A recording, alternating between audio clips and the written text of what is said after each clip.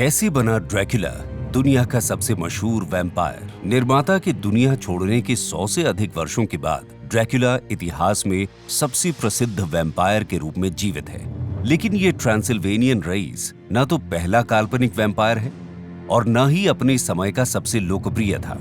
अगर भाग्य का एक मोड़ न आता तो ये अस्पष्टता में दफन पड़ा होता। ड्रैकुला सबसे पहले ब्रैम स्टोकर के इसी नाम के 1897 के उपन्यास में नजर आया, लेकिन ये वैम्पायर मिथकों की शुरुआत से बहुत दूर था। रक्त चूसने वाले राक्षस पहले से ही कम से कम 800 वर्षों से लोक कथाओं का हिस्सा रहे हैं। ये स्लाव लोक कथा थी जिसमें हमें वैम्पायर या पुराने रूसी में उपीर शब्द मिला। इस शब्द का पहला ज्ञात लिखित उल्लेख 11वीं शताब्दी से आता है। क्षेत्र में वैम्पायर लोक कथाएं ईसाई के आगमन से पहले थीं और बुरी मान्यताओं को खत्म करने के चर्च के प्रयासों के बावजूद बनी रहीं।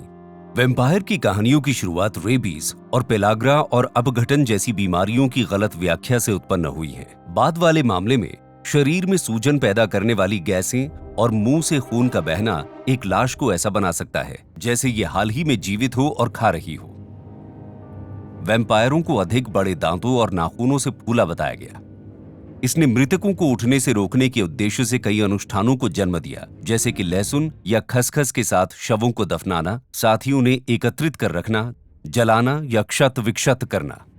18वीं शताब्दी तक वैम्पायर की लोक कथाएं एक स्थानीय घटना बनी रही, जब सर्बिया दो महान शक्तियां हैब्सबर्ग राजशाही और ऑटोमन साम्राज्य के बीच संघर्ष में फंस गया।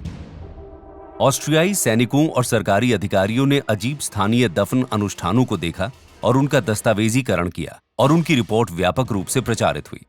परिणाम स्वरूप वैम्पायर हिस्टेरिया इतना व्यापक हो गया कि 1755 में ऑस्ट्रियाई महारानी को अपने चिकित्सक को भेजने के लिए मजबूर होना पड़ा। उन्होंने पूरी तरह से जांच की और वैज्ञानिक खंडन प्रकाशित करके अफवाहों पर विराम लगा दिया।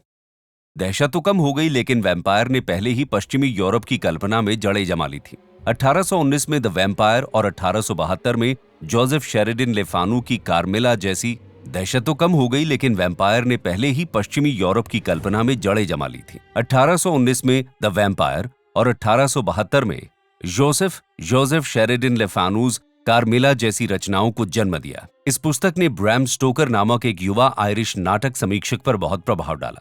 1847 में डबलिन में जन्मे स्टोकर 7 वर्ष की उम्र तक एक अज्ञात बीमारी से पीड़ित थे। उस दौरान उनकी मां ने उन्हें लोक कथाएं और डरावनी सच्ची कहानियां सुनाई, जिसमें 1832 में हैजा के प्रकोप के दौरान उनके अनुभव भी शामिल थे।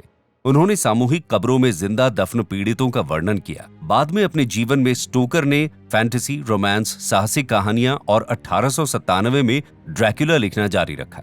यद्यपि पुस्तक का मुख्य खलनायक और नाम व्लाद ड्रैकुला या व्लाद द इम्पेलर के ऐतिहासिक व्यक्ति पर आधारित माना जाता है, लेकिन अधिकतर जुड़ाव सिर्फ ये है कि उनका नाम एक ही है।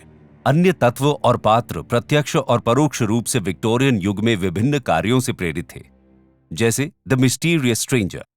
उपन्यास के निकलने के बाद उन दिनों उसे केवल मध्यम सफलता मिली।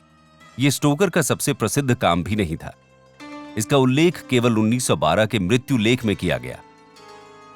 लेकिन महत्वपूर्ण कॉपीराइट लड़ाई ने ड्रैकुला के भाग्य को पूरी तरह से बदल दिया और चरित्र को साहित्यिक प्रसिद्धि तक पहुंचा दिया।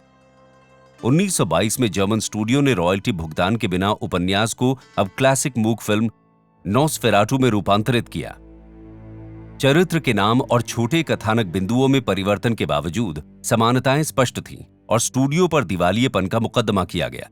साहित्यिक चोरी को रोकने के लिए दिवंगत स्टोकर की पत्नी ने मित्र हैमिल्टन डीन द्वारा निर्माण को मंजूरी देकर ड्रैकुला के मंच संस्करण पर कॉपीराइट का निर्णय किया। हालांकि डीन के अनुकूलन ने कहानी में बड़े पैमाने पर कटौती की, लेकिन ब्रॉडवे पर बेला लुगोसी के प्रदर्शन के चलते ये क्लासिक बन गई। लुगोसी ने यूनिवर्सल द्वारा 1931 के इसके फिल्म संस्करण में अभिनय किया। इस चरित्र की कई खास विशेषताओं को अंगीकृत किया और तब से ड्रैकुला अनगिनत रूपांतरों में फिर से जाग गया है और अपने जन्म के मामूली पन्नों से बहुत दूर शाश्वत जीवन को ढूंढ रहा है।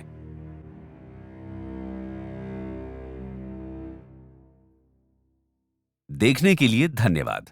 अगर आपको ये वीडियो अच्छा लगा हो तो सब्सक्राइब करें पर क्लिक करें और कुछ नया सीखने का मौका कभी न चूकें।